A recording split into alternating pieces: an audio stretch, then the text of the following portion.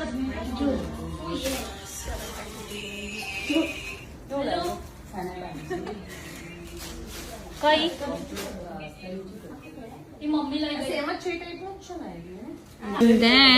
આજે આવ્યા છે આપણી સાથે, શું નામ આપનું? દેવાંશી પટેલ. દેવાંશી પટેલ.